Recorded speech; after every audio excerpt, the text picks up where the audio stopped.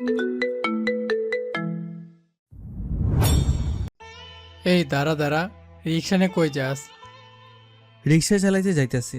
আমার কথা শুনে করিম চাচার চোখ বড় বড় হয়ে গেল।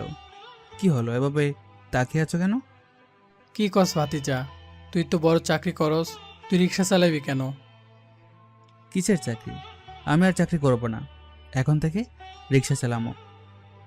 ভাতিজা, তুই হইলি বড় পাশ দেওয়া শিক্ষিত অফিসার, তুই রিক্সা চালাবি কেন? আমার চাকরি নাই, চাকরি চলে গেছে। পাশ থেকে আরেকটা রিক্সা চালক বলল, আমি আগেই জানতাম এরে দিয়ে চাকরি হবে না। ওই হাসবি না কইলাম, তাহলে এক্ষেরে মাথা ফাটাই দেবো। ভাতিজা, তুই আমার সাথে আয়, তোর লগে দূরে কথা কমো। করিম চাচা আমার নিয়ে একটা টুলের উপরে বসতে দিয়ে ভিতর থেকে একটা গ্লাসে পানি আর একটা বাটিতে করে কয়েক পিস বিস্কুট এনে আমার হাতে দিল। নে ভাতিজা, আগে কিছু খাইয়া নে, সকাল থেকে মনে হয় কিছু খাস নাই। আমি বিস্কুট আর পানি খেয়ে উঠে রিক্সার কাছে চলে এলাম। আরে ভাতিজা, কই যাস? আসর কথাই তো কইতে পারলাম না। এখন কিছু শুনতে পারবো না, রাতের বেলা ফিরে কথা হবে। আমি আর কথা না বাড়িয়ে রিক্সা নিয়ে রোডে বেরিয়ে পড়লাম। রোডে বেরিয়ে কোনো যাত্রী দেখতে পারলাম না। এদিকে মনের ভিতরেও কোনো ফিলিংস নেই। রিক্সা চালাইতেছি, আমার একটা ভাব থাকবো অন্য লেভেলে, কিন্তু মনের ভিতরে ফিলিংস আনতে গেলে আগে মনটারে ছাঙ্গা করে নিতে হইব। কি করা যায়, কি করা যায়, অনেকক্ষণ ভাবনা চিন্তা করে একটা বুদ্ধি মাথায় আসলো। আমি রিক্সাটা নিয়ে একটা কাপড়ের দোকানের সামনে থামিয়ে দোকান থেকে 60 টাকা দিয়ে একটা গামছা কিনে মাথাতেই বেঁধে নিলাম। এখন আমার পুরোপুরি খাঁটি রিক্সা চালক লাগতেছে। এখন একটা রিক্সা চালকের ভাব আসছে মনের মধ্যে। হঠাৎ দেখি সামনে একটা সুন্দরী মেয়ে দাঁড়িয়ে আছে। মেয়েটাকে দেখে আমার মনে ধিল্লিকা লাড্ডু ফুটতে লাগলো। মেয়েটা হয়তো কোনো বড় লোকের মেয়ে, গাড়ির জন্য অপেক্ষা করছে।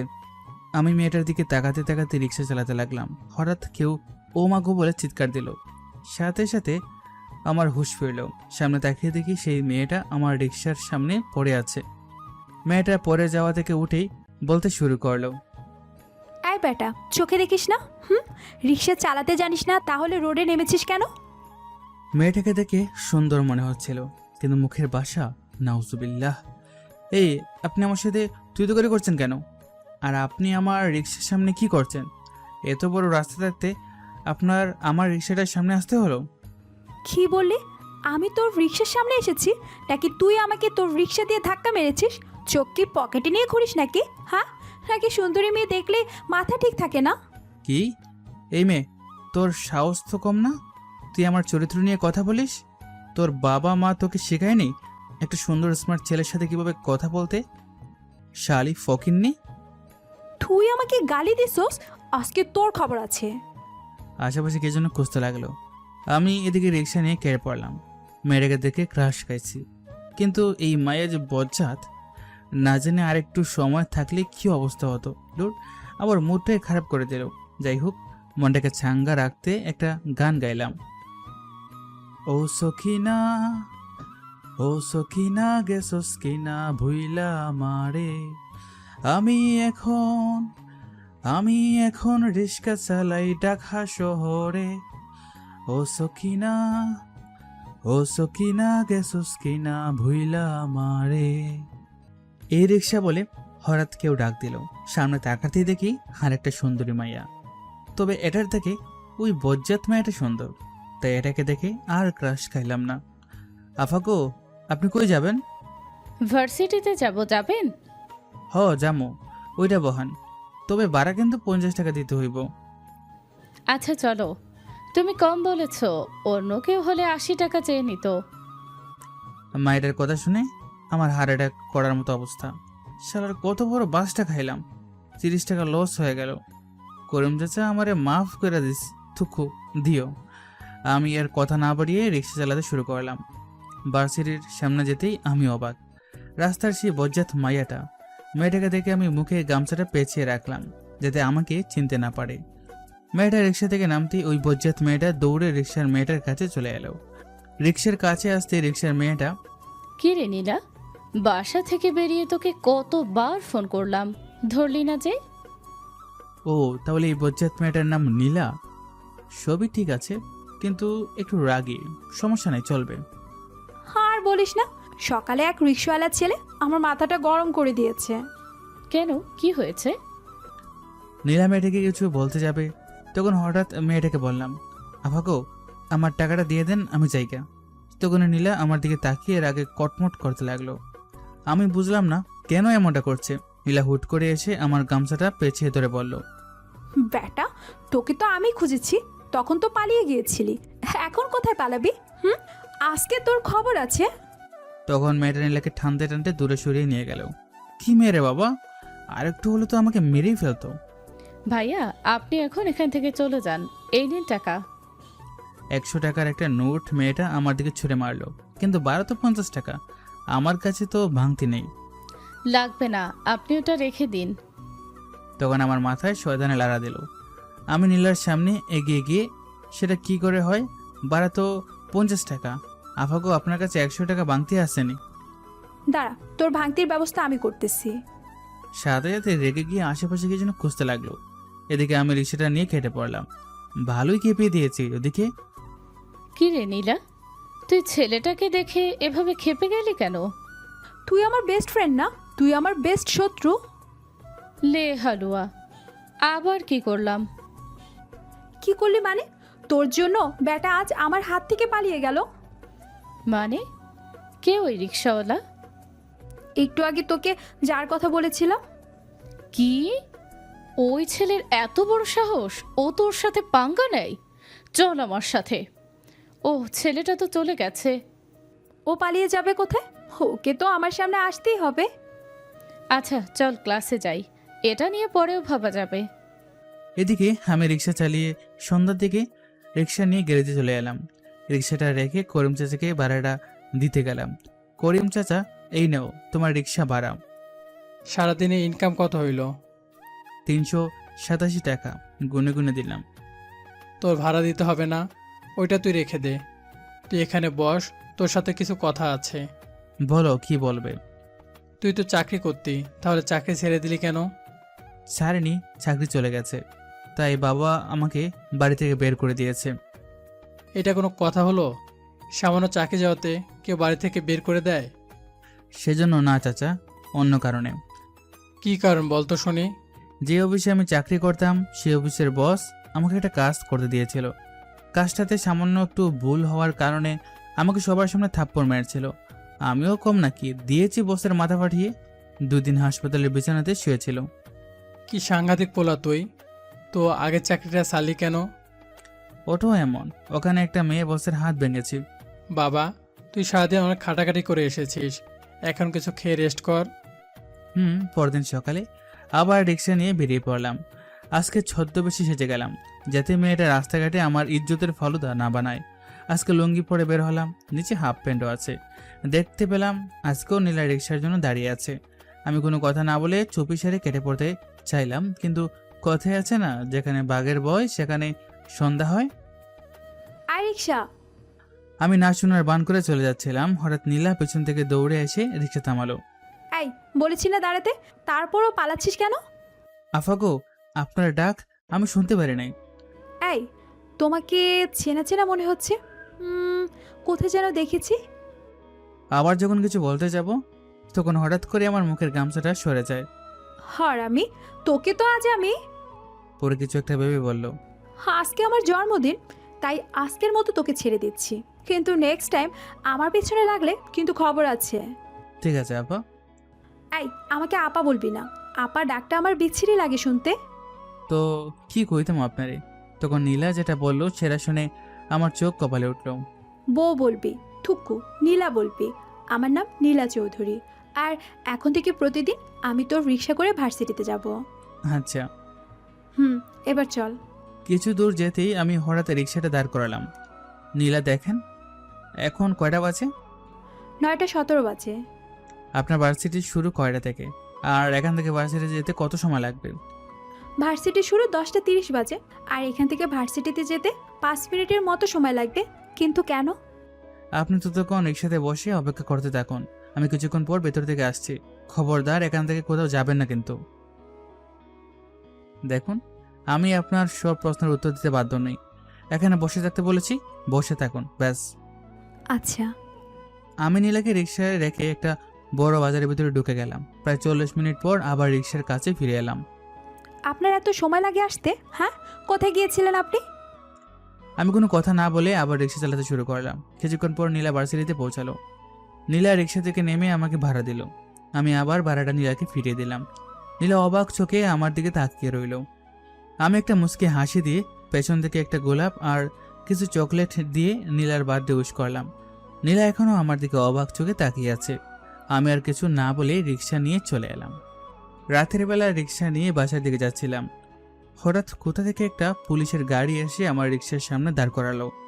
আমি রিক্সা থেকে নেমে, কি হলো স্যার, আমার পথ আটকালেন কেন? এই ছবিটা দেখো তো, এই ছবির ব্যক্তিকে তুমি চিনো নাকি? জি স্যার, এই লোকটা আজ আমার রিক্সাতে উঠেছিল। তবে লোকটা খুব তাড়াহুড়ো করে মাঝপথে রিক্সা থেকে নেমে পালিয়ে গেল। আমি পিছন থেকে লোকটাকে অনেক ডাকাডাকি করলাম, কিন্তু কে শুনে কারো কথা? আমি আরও ভাবলাম হয়তো বেটা ভাড়া না দেওয়ার ভয়ে পালিয়ে গেছে। কি? আচ্ছা, লোকটা কোন জায়গা থেকে তোমার রিক্সা থেকে পালিয়ে গেছে তোমার মনে আছে কি? হ স্যার, মনে আছে। আচ্ছা, তুমি রিক্সা নিয়ে আমাদের সাথে চলো, জায়গাটা আমাদের দেখিয়ে দিবে। কিন্তু স্যার আমার যে বাসা যেতে হবে। আরে আজকে না হয় একটু দেরি করে গেলে সমস্যা নাই, চলো তো তুমি। আচ্ছা আহেন। তুমি রিক্সা নিয়ে আগে আগে চলো, আমরা তোমার পিছে আছি। আমি রিক্সা চালিয়ে আগে যেতে লাগলাম। কিছুক্ষণ পর রিক্সা নিয়ে লোকটা যেখান থেকে পালিয়েছিল সেখানে দাঁড় করালাম। স্যার, এই যে সেই জায়গা।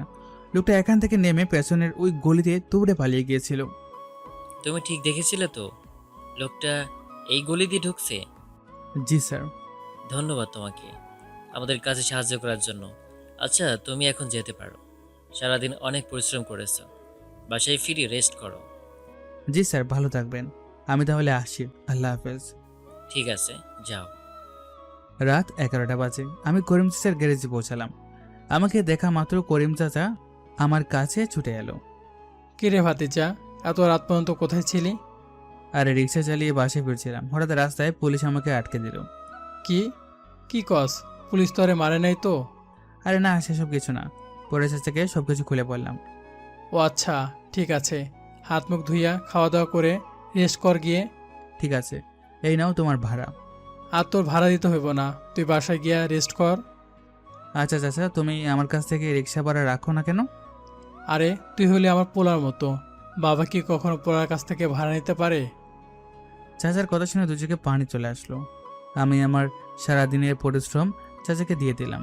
চাচা আমার দিকে অবাক চোখে তাকিয়ে থাকলো। কি করস ভাতিজা, সব টাকা আমারে দিছস কেন? চাচা, তুমি একটু আগে বললে আমি তোমার ছেলের মতোই, তাই ছেলে হিসাবে আমার আজকের সমস্ত পরিশ্রম আমার বাবাকে দিয়ে দিলাম। খুশিতে করিম চাচার দু চোখে পানি চলে এলো। আমি চাচার দু চোখের পানি মুছে দিলাম। আরে চাচা, কি হলো, তুমি কান্না করছো কেন? ভাতিজা, এই কান্না খুশির কান্না।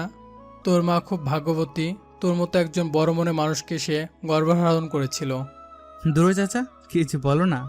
আমি আর ভাগ্য কোথায়? ছোটবেলায় মাকে হারিয়ে আমি একা। বাবা তো তার বিজনেস নিয়ে বছরের অর্ধেকটা সময় দেশের বাইরে থাকে। ছোটবেলা থেকেই তো তুমি আমাকে কোলে পিঠে করে মানুষ করেছিলে। আচ্ছা, আমি বাসায় যাই, অনেক রাত হয়েছে, তুমি ঘুমিয়ে পড়ো। ভাতিজা, তুই বাসায় যা, আমি একটু পর ঘুমাবো। আচ্ছা ঠিক আছে। আমি বাসায় এসে ফ্রেশ হয়ে রাতের খাবার খেয়ে ঘুমিয়ে পড়লাম। পরদিন সকালে আমি রিক্সা নিয়ে নীলার বাসার সামনে অপেক্ষা করতে লাগলাম। কিছুক্ষণ পর নীলা বাসা থেকে বেরিয়ে আমাকে দেখতে পেয়ে খুশিতে রিক্সার কাছে এসে যখন রিক্সাতে উঠতে যাবে, হঠাৎ অপর পাশ থেকে আরেকটা লোক রিক্সাতে উঠে বসলো। এই রিস্কা, রামপুরা চলো। ওই কে আপনি? না বলে রিক্সাতে উঠে পড়লেন, নামেন বলছি। আরে বাবা, রিস্কওয়ালার আবার ভাব আছে। আচ্ছা চলো, ভাড়া বাড়িয়ে দেবো। হালার পুত, তুই রিক্সা থেকে নামবি নাকি তোরে উস্টা মায়ের ফেলামো? নাম আমার রিক্সা দেখে। লোকটা নীলার দিকে তাকিয়ে, বুঝি বুঝি, সবই বুঝি। তোরে অহনি বোঝাইতেছি। আমি রিক্সা থেকে নামতেই লোকটা রিক্সা থেকে নেমে দৌড়ে পালালো। আপনি দাঁড়িয়ে আছেন কেন? নীলা একটা মুচকি হাসি দিয়ে রিক্সাতে উঠে বসলো। আমিও রিক্সা চালাতে শুরু করলাম। কিছু দূর যেতেই, আচ্ছা, তুমি লোকটাকে নিয়ে গেলে না কেন? সে তো ভাড়া ডাবল দিতে চেয়েছিল। আমার রিক্সা, আমি যারে খুশি তারে রিক্সাতে উঠাম। আবার কিছু দূর যেতেই গতকালকের মতো আজকেও রিক্সা থামিয়ে আজকে একটা গলির ভিতরে ঢুকে গেলাম। প্রায় আধা ঘন্টা পর আবার রিক্সার কাছে এসে রিক্সা চালাতে শুরু করলাম। কিছুক্ষণ পর আচ্ছা, তুমি প্রতিদিন রিক্সা থামিয়ে কোথায় যাও? গতকাল একবার গিয়েছিলে, আজ আবার? আপনার ভার্সিটিতে এসে গেছি, নামুন। আমার প্রশ্নের উত্তর কিন্তু দিলে না। কোথায় যাও রিক্সা থামিয়ে? আমি নীলার কথার প্রশ্নের কোনো উত্তর না দিয়ে রিক্সা ঘুরিয়ে চলে আসবো, তখন নীলা পেছন থেকে, আরে রিক্সা ভাড়া তো নিয়ে যাও। আপনার কাছে রেখে দিন, কোনোদিন সময় হলে নেব। আজব তো। হঠাৎ পিছন থেকে নীলার কাঁধে কেউ হাত রাখতে নীলা চমকে ওঠে। পিছনে তাকিয়ে দেখে নীলার বেস্ট ফ্রেন্ড তাসফিয়া। কি রে নীলা, ওদিকে তাকিয়ে কি দেখিস? আজব একটা লোক, প্রতিদিন আমাকে রিক্সা করে বসিয়ে রেখে কোথায় যেন চলে যায়। ঘন্টাখানেক পর আবার ফিরে আসে, কিছু জিজ্ঞাসা করলে এড়িয়ে চলে। পরদিন আবার নীলার বাসার সামনে যেতেই আজ নীলাকে দেখতে পেলাম না। অনেকক্ষণ নীলার বাসার সামনে বসে থেকেও নীলা বাইরে আসলো না। অবশেষে নীলাকে ফোন করলাম। নীলা ফোনটা রিসিভ করতেই, হ্যালো নীলা, আপনি কোথায়? আমি অনেকক্ষণ আপনার বাসার নিচে বসে আছি, আপনাকে দেখতে না পেয়ে ফোন করতে বাধ্য হলাম। আজ কি ভার্সিটিতে যাবেন না? সরি, আসলে আজ আমার ভার্সিটিতে জরুরি একটা কাজ আছে, তাই আজ অনেকটা আগেই চলে এসেছি। তুমি বরং বসে না থেকে ভাড়া মারতে যাও। আচ্ছা ঠিক আছে, আমি আবার নীলার বাসার সামনে থেকে রিক্সাটা নিয়ে চলে এলাম ওদিকে। আজকে আমি ভার্সিটিতে যাব না। আজ দেখবো তুমি আমাকে রিক্সাতে বসিয়ে রেখে ঘন্টার পর ঘন্টা কোথায় থাকো। আমি চলে আসছি, নীলা বাসা থেকে বের হলো। এই মামা দাঁড়ান। আপা, আপনি কই যাবেন? ওই যে সামনে যে রিক্সাটা দেখছেন, ওইটাকে ফলো করুন। আচ্ছা আপা। আমি মনের সুখে গুনগুন করে গান গাচ্ছিলাম আর রিক্সা চালাচ্ছিলাম। একটা পার্কের সামনে রিক্সা থামিয়ে পার্কের ভিতরে ঢুকে গেলাম। মামা, আরে আরে মামা, এখানটাতে রিক্সা থামান। আচ্ছা আপা। নীলা রিক্সা চালকের ভাড়া মিটিয়ে আমার পেছনে নিতে শুরু করলো। কিছুক্ষণ পার্কের ভিতরে হাঁটতে হাঁটতে হঠাৎ আমি দাঁড়িয়ে গেলাম। নীলা আমার আচমকা দাঁড়িয়ে যাওয়া দেখে গাছের আড়ালে লুকিয়ে পড়লো। আমার মনে হচ্ছে কেউ আমার পিছু নিয়েছে। আমি পেছন ফিরে দেখতে লাগলাম, কিন্তু কাউকে দেখতে পেলাম না। আবার হাঁটতে শুরু করলাম। হঠাৎ আমার পকেটে থাকা ফোনটা বেঁচে উঠতেই আবার দাঁড়িয়ে পড়লাম। আবার দাঁড়িয়ে যাওয়া দেখে আবার গাছের আড়ালে লুকিয়ে পড়লো নীলা। আমি ফোনটা রিসিভ করে কথা বলা শেষ করে আরেকটু সামনে এগিয়ে একটা ব্রেঞ্চে গিয়ে বসলাম। নীলাও গাছের আড়াল থেকে সবকিছু দেখতে পেল। হঠাৎ দেখলো কোট গায়ে, চোখে সানগ্লাস, একটা সাহেবী লোক এসে আমাকে সালাম দিল। লোকটার সাথে প্রায় 1 ঘন্টা কথা বলার পর লোকটা আমার হাতে একটা খাম ধরে দিল। আমি খামটা কোমরে লুকিয়ে আমি পার্ক থেকে বেরিয়ে গেলাম, আর লোকটিও চলে গেল। নীলা আবার আমার পিছু নিতে শুরু করলো। আমার বারবার মনে হচ্ছিল কেউ মনে হয় আমাকে ফলো করছে, কিন্তু আমি তাকে দেখতে পাচ্ছি না। আমি আর না দাঁড়িয়ে রিক্সা নিয়ে চলে এলাম। নীলার মনে এখন আমাকে নিয়ে সন্দেহজনক সৃষ্টি তৈরি হলো। নীলা শুধু এটি ভাবছে কে আমি, আর এই লোকটাই বা কে, আর ওই খামটা কিসের। পরদিন নীলা আমার জন্য বাসার সামনে অপেক্ষা করতে লাগলো, কিন্তু আমার আসার কোনো নামগন্ধই নেই। এভাবে একটা সপ্তাহ কেটে গেল। নীলা এখন আমাকে আর রিক্সা চালাতে দেখে না। নীলা প্রতিটা দিন আমার অপেক্ষায় বাসার সামনে দাঁড়িয়ে থাকে। আমাকে না পেয়ে মনমরা হয়ে ভার্সিটিতে যায়। আজও নীলা মনমরা হয়ে ভার্সিটিতে গিয়ে আমার কথা ভাবছে। তখনই তাসফিয়া, কি রে নীলা, লক্ষ্য করে দেখছি ইদানিং তুই সবসময় মনমরা হয়ে থাকিস, কি হয়েছে তোর? না, আমার আবার কি হবে? কিচ্ছু হয়নি আমার। এদিকে আজ আমি রিক্সা নিয়ে সোজা ভার্সিটিতে ঢুকে পড়লাম। আমাকে রিক্সা নিয়ে ঢুকতে থেকে ভার্সিটির সকল স্টুডেন্ট আমার দিকে হা করে তাকিয়ে আছে। আমি রিক্সা নিয়ে সোজা প্রিন্সিপালের রুমের সামনে দাঁড় করালাম। প্রিন্সিপালের রুমের সামনে গিয়ে বাইরে থেকে প্রিন্সিপালকে সালাম জানালাম। প্রিন্সিপাল আমার দিকে অবাক চোখে তাকিয়ে আমার সালামের উত্তর দিলেন। ভেতরে আসতে পারে স্যার? হ্যাঁ হ্যাঁ, ভিতরে আসো। ধন্যবাদ স্যার। বলো তোমাকে কিভাবে সাহায্য করতে পারি? স্যার, আমি ভর্তি হতে এসেছি। প্রিন্সিপাল আমার পা থেকে মাথা অবধি ভালো করে দেখলো। সবই ঠিক আছে, কিন্তু তোমার পোশাক। কারণ আমি একটা ফুল হাতা শার্ট আর একটা লুঙ্গি পরে ভর্তির জন্য এসেছি। আরে রাখেন তো আপনার পোশাক। আমি আজ ক্লাস করব নাকি আজ ভর্তির জন্য এসেছি? তাহলে ঠিক আছে। আচ্ছা, তোমার ভর্তির সকল পেপারস আমাকে দাও। কিছুক্ষণ পর ভর্তি শেষে আমি প্রিন্সিপাল স্যারকে একটা ধন্যবাদ জানিয়ে বাইরে চলে আসলাম। বাইরে আসতেই সবাই আমাকে দেখছে আর হাসছে, কারণ এই প্রথম হয়তো কেউ রিক্সা নিয়ে লুঙ্গি পরে ভার্সিটিতে ভর্তির জন্য এসেছে। তাতে আমার কি, আমি আমার মতো। রিক্সা নিয়ে ভার্সিটির গেট পর্যন্ত যেতেই নীলা আমার রিক্সার সামনে এসে দাঁড়ালো। আমি রিক্সা থামাতে নীলা আমার কাছে এগিয়ে আসলো। কোথায় ছিলে এতদিন? আর ভার্সিটিতে কি করতে এসেছো? ভর্তির জন্য এসেছি। এখন থেকে আমি ইউনিভার্সিটিতে পড়বো। আমার কথা শুনে নীলা চোখ বড় করে পা থেকে মাথা অবধি তাকিয়ে হাসতে হাসতে বলল, তুমি রিক্সা চালক হয়ে লুঙ্গি গামছা গায়ে ভার্সিটিতে ভর্তি হতে এসেছো? রিক্সাওয়ালা হয়ে ভার্সিটিতে পড়বে? নীলার কথা শুনে খুব খারাপ লাগলো। আমি রিক্সাওয়ালা বলে কি ভার্সিটিতে পড়তে পারি না? এতে হাসির কি হলো? হাসছেন কেন? আমি রিক্সাওয়ালা তো কি হয়েছে? তাই বলে কি আমি ভার্সিটিতে পড়তে পারি না? নাকি রিক্সাওয়ালাদের পড়ালেখা করা বারণ? নীলা বুঝতে পারলো আমি তার কথায় মন খারাপ করেছি।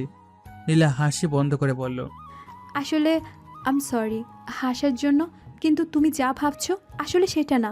আমি বলতে চেয়েছি, আমি আর কিছু না বলতে দিয়ে রিক্সাটা নিয়ে চলে আসলাম। আমি কখনো ভাবতেও পারিনি নীলা এভাবে বলবে। ওদিকে তুই শুধু শুধু ছেলেটাকে ওভাবে বলতে গেলি কেন? বিশ্বাস করো আমি ওকে এভাবে বলতে চাইনি। আমি বুঝতে পারিনি আমার সামান্য কথায় ও এতটা কষ্ট পাবে। আচ্ছা, এসব কথা এখন বাদ দে, পরে ওর কাছে ক্ষমা চেয়ে নিবি, কেমন? এখন চল ক্লাসে যাই। না, আজকে আমার ক্লাস করতে ভালো লাগছে না, আমি বাসে চলে যাচ্ছি। তাসফিয়াকে কথাটা বলে নীলা ভার্সিটি থেকে বাসায় চলে গেল। পরের দিন থেকে আমি ভার্সিটিতে যাওয়া শুরু করলাম। ভার্সিটিতে যেতেই কিছুক্ষণ পর নীলা আমাকে দেখতে পেয়ে আমার কাছে আসে। আমি নীলাকে দেখে অন্যদিকে চলে যাব, হঠাৎ নীলা সেটা বুঝতে পেরে আমার সামনে দৌড়ে এসে আমার পথ আটকে দেয়। কি হলো, পথ আটকে দাঁড়ালে কেন? আই এম সরি, আসলে গতকাল তোমাকে আমি ওভাবে বলতে চাইনি।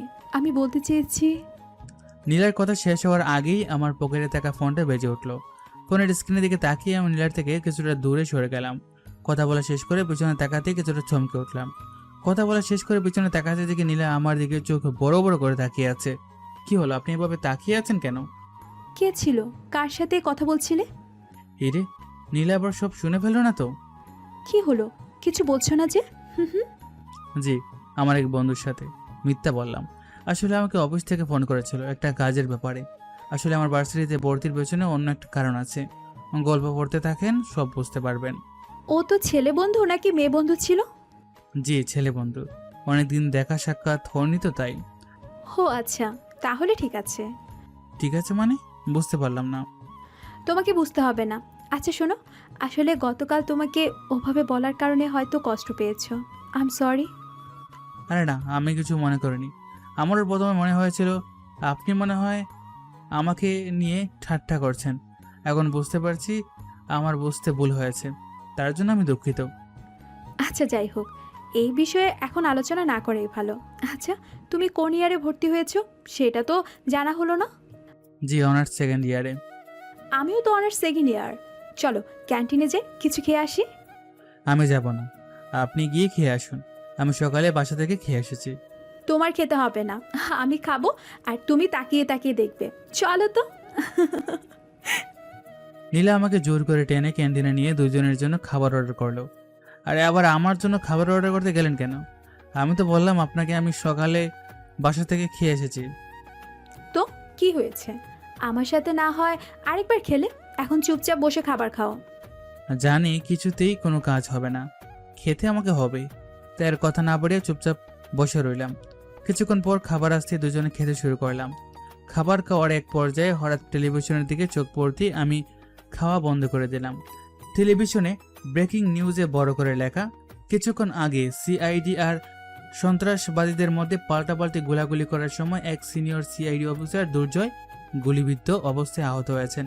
এটা থেকে আমার চোখ কপালে উঠে। সাথে সাথে আমি ক্যান্টিন থেকে বেরিয়ে আসলাম। নীলা পেছন থেকে অনেক ডাকাডাকি করতে লাগলো, কিন্তু নীলার ডাকে সাড়া দেওয়ার সময় ছিল না। আমি দৌড়ে অফিসে চলে গেলাম। সেখানে গিয়ে দেখি দুর্জয় স্যারকে সবাই ঘিরে ধরে দাঁড়িয়ে আছে। আমি স্যারের কাছে যেতেই, আরে সাকিব যে, অনেকদিন পর তোমাকে দেখতে পেলাম। কেমন আছো তুমি? আর কাজটা কতদূর সম্পূর্ণ করলে?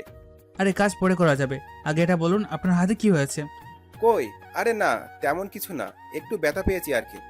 দেখুন স্যার, আমি কিন্তু টিভিতে সব দেখে ছুটে এসেছি, প্লিজ কিছু লুকাবেন না। আরে টেলিভিশনের কথা রাখো তো, রিপোর্টাররা একটু হলে আর একটু বানিয়ে বলে। আসলে গুলিটা আমার হাতের পাশ দিয়ে কিছুটা ছিদ্র হয়ে বেরিয়ে গেছে। হসপিটাল থেকে ড্রেসিং করে নিয়েছি, কয়েকদিন পর এমনিতেই ঠিক হয়ে যাবে। তুমি শুধু শুধু চিন্তা করছো। আচ্ছা, তোমাকে যে কাজটা দেওয়া হয়েছে সেটা কি শুরু করেছো? জি স্যার, আগামীকাল কলেজে ভর্তি হয়েছি। গুড, এখন তুমি ভার্সিটি ফিরে কাজে লেগে পড়ো। আর আমার কথা চিন্তা করো না, এখন আমি সম্পূর্ণ বিপদমুক্ত। ঠিক আছে, আমি তাহলে এখন আসি, নিজের খেয়াল রাখবেন। আচ্ছা এখন আসো, বেস্ট অফ লাক। আমি অফিস থেকে আবার ভার্সিটিতে চলে গেলাম। ক্লাস শুরু হতেই আর মাত্র 2 মিনিট বাকি আছে। দৌড়ে ক্লাসে চলে গেলাম। ক্লাসে যেতেই কিছুক্ষণ পর স্যার ক্লাসে প্রবেশ করলো। ক্লাস শেষ হতেই আবার ক্লাস থেকে ক্যাম্পাসে চলে আসলাম। কিছুক্ষণ পর নীলা আমার সামনে এসে রাগী চোখে চোখ বড় বড় করে আমার দিকে তাকিয়ে রইল। কি হলো, এভাবে তাকিয়ে আছেন কেন? তুমি কোথায় গিয়েছিলে? আমাকে একা রেখে পালালে কেন? মানে আসলে আমার আর কিছু বলতে যাব তার আগে বুঝতে পেরেছি, ক্যান্টিনের বিল দেওয়ার ভয়ে দৌড়ে পালিয়েছো, তাই তো? আপনাকে কে বলেছে এসব কথা? তাহলে পালালে কেন তুমি? আমার একটা জরুরি কাজ ছিল, সেটা মনে পড়তেই দৌড়ে গিয়েছিলাম। ও আচ্ছা, এখন চলো আমার সাথে। কোথায় যাব? জাহান্নামে। তো আপনি একাই যান, আমাকে কেন রাখছেন? আমি একা যাব কেন? তোমাকেও আমার সাথে যেতে হবে, চলো বলছি। কি আজব, আমি কেন জাহান্নামে যাব? আমি বলছি তাই যাবি, চল আমার সাথে। আমি যাব না। তারপর আমাকে টেনে হিঁচড়ে নিয়ে গেল। আমাকে নিয়ে একটা নির্জন লেকের পাড়ে নিয়ে গেল। সেখানে দুজনে একটা বেঞ্চে বসলাম। হঠাৎ নীলা, জায়গাটা খুব সুন্দর না? খুব সুন্দর। জায়গাটা আমার খুব পছন্দের। এই জায়গাটাতে আমার অনেক স্মৃতি জড়িয়ে আছে। আমার যখনই মন খারাপ করে আমি এই জায়গাটাতে ছুটে চলে আসি। ও, আসলে জায়গাটা অনেক সুন্দর। আচ্ছা, তোমার পরিবারে কে কে আছে? আমার পরিবারে আমি, বাবা আর আমার এক চাচি আছেন। মা ছোটবেলায় আমাকে একা রেখে উপরে চলে গেছে। সরি, আসলে আমি না জেনে তোমাকে কষ্ট দিলাম। ঠিক আছে, সমস্যা নেই। আর তোমার? নীলা আমার প্রশ্ন শুনে চুপ করে রইল। আমি বুঝতে পারলাম হয়তো আমার প্রশ্ন শুনে নীলার মন খারাপ করেছে। ঠিক আছে, না বলতে চাইলে তোমাকে জোর করবো না। আসলে ছোটবেলা আমার মাও মারা যায়। ওই যে সামনে ওই বটগাছটা দেখছো, ওটা আমার মা, আর আমি এখানে লাগিয়েছি। মা মারা যাওয়ার পর ওই বটগাছটে আমার মায়ের মতো। এর জন্যই এই জায়গাটা আমার খুব খুব পছন্দের। আর আমার বাবা আমার মা মারা যাওয়ার কয়েকদিনের মাথায় আরেকটা বিয়ে করে, যাকে বলে সৎমা। সৎমা হওয়ার পরও তাকে আমি নিজের মায়ের মতো মনে করতাম, সেও আমাকে নিজের মেয়ের মতো মনে করত। বিয়ের 1 বছর পর তাদের কোল জুড়ে এলো ছোট্ট একটা ফুটফুটে কন্যা সন্তান। তারপর থেকে আমি হয়ে গেলাম 2 চোখের কাঁটা। সারাদিন আমার উপর বাবা মা দুজনেই অত্যাচার করতে শুরু করলো। তারপর একদিন আমার খালা এসব জানতে পারে, আমাকে তার কাছে এনে নিজের মেয়ের মতো বড় করে। নীলার কথা শুনে কখন জানি আমার 2 চোখ দিয়ে টপ টপ করে পানি পড়তে লাগলো। বুঝতেই পারলাম না। কি হলো, তুমি কাঁদছো কেন? না, কিছু না। চোখে হয়তো উপর থেকে কিছু একটা পড়েছে, তাই চোখ দিয়ে পানি পড়ছে। আচ্ছা চলো, অনেক বেলা হয়ে গেছে, দেরি হলে পরে খালামণি খুব টেনশন করবে। চলো। নীলা তার বাসায় চলে গেল, আমিও আমার বাসায় চলে আসলাম। নীলার সাথে এভাবে কয়েকদিন কেটে যাওয়ার পর আমার মনে হলো আমি হয়তো নীলাকে ভালোবেসে ফেলেছি। কিন্তু নীলা কি আমাকে ভালোবাসে সেটা তো জানি না। ইচ্ছা করছে নীলাকে আমার মনের কথাটা বলেই ফেলি, পরে যা হবে দেখা যাবে। যেই বাবা সেই কাজ। পরদিন ভার্সিটিতে গিয়ে, নীলা, তোমাকে একটা কথা বলার ছিল, কিন্তু কিভাবে বলবো বুঝতে পারছি না। আমারও তোমাকে কিছু বলার ছিল। ঠিক আছে, তাহলে তুমিই আগে বলো। তুমি বলো, তারপর আমি বলবো। আচ্ছা। হুম নীলা, আমি তোমাকে বলো, তুমি আমাকে কি বলো? না মানে, আমি তোমাকে কি না মানে করছো? নীলা, আমি তোমাকে ভালোবাসি, চোখ বন্ধ করে একদমই বলে দিলাম। কিন্তু নীলার দিক থেকে কোনো রেসপন্স পাচ্ছি না। চোখ খুলে সামনে তাকাচ্ছি, দিকে নীলা আমার সামনে নেই। আমি নীলাকে ক্লাসে, ক্যাম্পাসে সব জায়গাতে খুঁজতে লাগলাম, কিন্তু কোথাও খুঁজে পেলাম না। পরে নীলার বেস্ট ফ্রেন্ড তাসফিয়াকে বললাম, তাসফিয়া, তুমি কি নীলাকে দেখেছো? হ্যাঁ, নীলা তো কিছুক্ষণ আগেই ভার্সিটি থেকে বেরিয়ে গেল। ও, মন খারাপ করে? এ কি ভাইয়া, আপনার মন খারাপ কেন? নীলার সাথে কি কিছু হয়েছে? না, এমনি। তার মানে নীলা আমাকে ভালোবাসে না? কেন ভালোবাসবে আমার মতো একজন রিক্সাওয়ালাকে? আমিও ভার্সিটি থেকে বাসায় চলে আসলাম। তখন হঠাৎ ফোন বেজে উঠলো। তাকে দেখে দুর্জয় স্যার ফোন করেছে। আমি ফোনটা রিসিভ করতেই, সাকিব, কেমন আছো? জি স্যার, ভালো আছে। আপনি কেমন আছেন? আর বাকিরা কেমন আছে? আমি এবং বাকিরা সবাই ভালো আছি। আচ্ছা, তোমাকে এখনই একবার অফিসে আসতে হবে, বড় স্যার তোমাকে ডেকেছেন। ঠিক আছে স্যার, আমি আসছি। আমি ফোনটা কেটে দিয়ে অফিসে চলে গেলাম। অফিসে পৌঁছে সোজা বড় স্যারের কেবিনের সামনে গিয়ে স্যারকে সালাম জানালাম। বড় স্যার সালামের জবাব দিয়ে আমাকে ভিতরে আসতে বললেন। আমি ভিতরে যেতেই এই ছবিটা ভালো করে দেখো। এই লোকটা একটা ভয়ঙ্কর অপরাধী। আজ পর্যন্ত কেউ এই লোকটার সন্ধান খুঁজে পায়নি। এ একজন জেল পলাতক আসামি, বর্তমানে একজন মাফিয়া জগতের লোক। সমস্ত কালোবাজারি চোরাচালানকারী তার আন্ডারে। উপর থেকে আমাদের উপর দায়িত্ব পড়েছে যেখান থেকে যেভাবে হোক একে জীবিত অথবা মৃত খুঁজে বের করতে হবে। আর আমি জানি এই কাজটা একমাত্র তুমিই করতে পারবে। কিন্তু এই লোকটাকে পাবো কোথায়? লোকটা এই শহরেই আত্মগোপন করে বসে আছে। এক এক সময় এক এক রূপ ধারণ করে। লোকটা একজন ছদ্মবেশী, তবে সাবধান, লোকটা যেন তোমাকে চিনতে না পারে। প্রয়োজনে তুমি তোমার সাথে আমাদের টিমের মেম্বারদের রাখতে পারো। ধন্যবাদ স্যার, আমার কাউকে প্রয়োজন হলে জানাবো। Best of luck. ধন্যবাদ স্যার। অফিস থেকে বেরিয়ে বাসায় এসে ফ্রেশ হয়ে নিলাম। কিছুদিন পর হঠাৎ একদিন রাতের বেলা রিক্সা চালিয়ে বাসায় ফিরতেই চোখ পড়লো একটা জঙ্গলের দিকে। জঙ্গলের ভিতরে একটা জায়গাতে শুধুমাত্র আলো জ্বলজ্বল করছে। আমার জানার মতে আশেপাশে তো কোথাও বাইরে নেই, তাহলে এই আলোটা কিসের? হঠাৎ তখন পিছনের আরেকটা রাস্তা দিয়ে একটা কালো গাড়ি প্রবেশ করলো। আমি রিক্সাটা থামিয়ে আস্তে আস্তে ওই পেছনের রাস্তা দিয়ে লুকিয়ে দেখতে লাগলাম। হঠাৎ গাড়ি থেকে একজন লম্বা জামা গায়ে, মাথায় গোল আকারের টুপি, চোখের সানগ্লাস আর সিগারেট টানতে টানতে একটা বাক্সের ভিতরে হাত ঢুকিয়ে মাথা নাড়িয়ে কি যেন বলতে লাগলো। কিছুক্ষণ পর লোকটা একটা রুমের ভিতরে ঢুকে গেল। লোকগুলোকে দেখে আমার সন্দেহজনক মনে হলো। লোকগুলো ট্রাকে করে বাক্সগুলো উড়াতে লাগলো। আমি সাথে সাথে আমার টিমের লোকদের ফোন করে আসতে বললাম। ঘন্টাখানেক পর আমার টিমের সকলে হাজির হলো। শোনো, সবাই দুজন দুজন করে তোমরা চারদিক দিয়ে ঘিরে ফেলো। আমি সংকেত দিতেই তোমরা আক্রমণ শুরু করবে। বাকিটা আমি দেখছি। সবাই দুজন দুজন করে যে যার পরিচয় নিয়ে নিল। কিছুক্ষণ পর আরেকটা ট্রাক এসে এক ট্রাকের মাল অন্যটাকে ওড়াচ্ছিল। আমি সংকেত দিতেই আমার টিমের লোকেরা চারদিক থেকে ঘিরে ফেললো। তখনই অপরাধীগুলো ছোটাছুটি করতে শুরু করলো। সব কটাকে হাতে নাতে ধরতেই দুজন ছুটে পালানোর চেষ্টা করতে লাগলো। সাথে সাথে দুই পায়ে গুলি করতে দুজন গোড়াগুড়ি দিতে লাগলো। আমি গাড়ি দুটির বাক্স চেক করে দেখি সবগুলো বিদেশি ভয়ঙ্কর অস্ত্র, গোলা বারুদ। তোমরা সবাই এদেরকে আর গাড়িগুলোকে নিয়ে যাও, আমি আসছি। সবাই চলে যেতেই আমি রুমের ভিতরে ঢুকতেই কাউকে দেখতে পেলাম না। পরে দেখতে পেলাম রুমের পিছে আরেকটা দরজা। বুঝতে পারলাম অপরাধী এই দরজা দিয়ে পালিয়ে গেছে। আমি আর দেরি না করে রিক্সা নিয়ে গ্যারেজে চলে আসলাম। কিরে ভাতিজা, আজ আবার দেরি করলি কেন? কোথায় দেরি করলাম? সবেমাত্র 11:35 বাজে। গড়ি থেকে বললাম। কি কস ভাতিজা, রাত তো 12টা বাজতে চললো, আর তুই কইতাছস এটা দেরি না? কি করবো, ইদানিং ভাড়া একটু বেশি হইতেছে।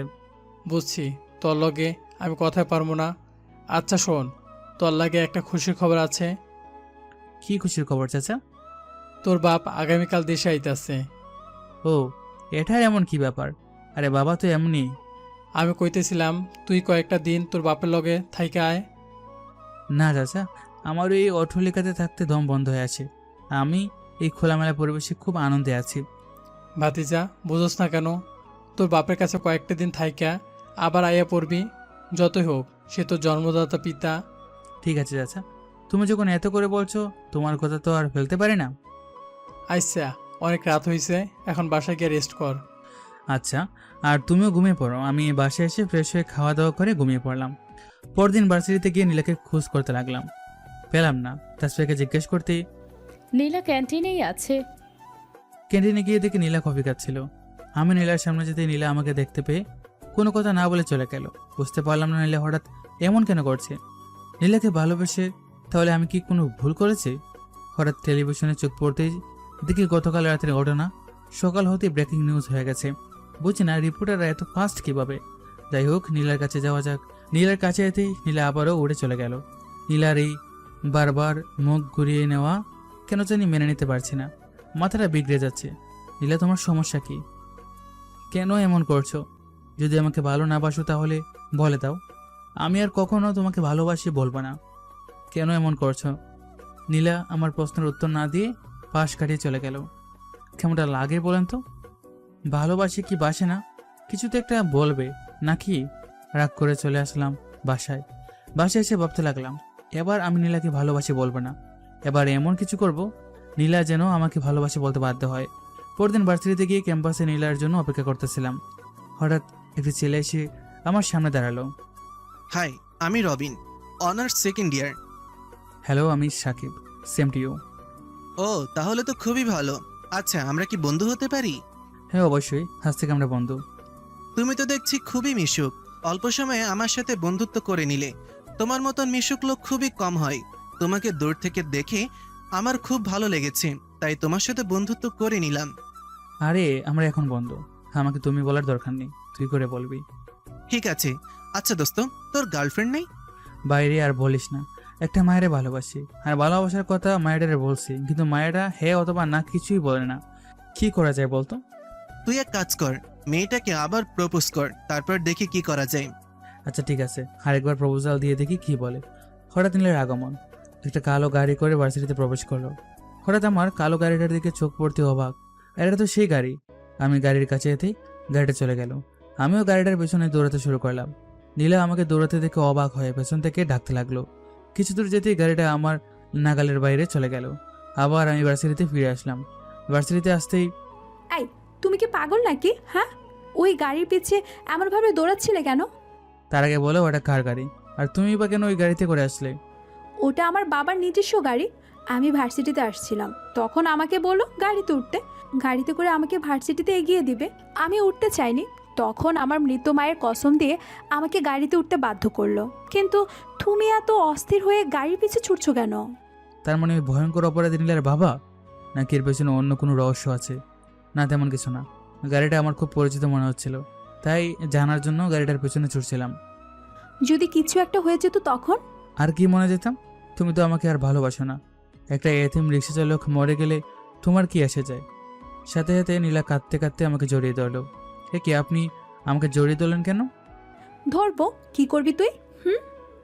আপনি তো আমাকে ভালোবাসেন না, তো একটা পরপুরুষকে জড়িয়ে ধরছেন কেন? কে বললো ভালোবাসি না? তাহলে আমি যখন আপনাকে ভালোবাসার কথা বলতাম, আমাকে এড়িয়ে চলতেন কেন? ইচ্ছা করে। তুমি যখন আমাকে ভালোবাসার কথা বলতে আমার খুব ভালো লাগতো, তাই ভাবলাম তোমাকে কয়েকদিন আমার পিছনে দৌড় করাই। কি বুদ্ধি তোমার! তাহলে ভাবি শেষ পর্যন্ত রাজি হলেন? ওকে, আর আমাকে ভাবি বলছে কেন? ও হলো আমার বন্ধু, একটু আগেই পরিচিত হয়েছি, ওর নাম রবিন। ও আচ্ছা আচ্ছা, চলো ক্যান্টিন থেকে কিছু খেয়ে আসি। হঠাৎ পেছন থেকে কেউ ডাক দিল, তাকে দেখি তাসফিয়া।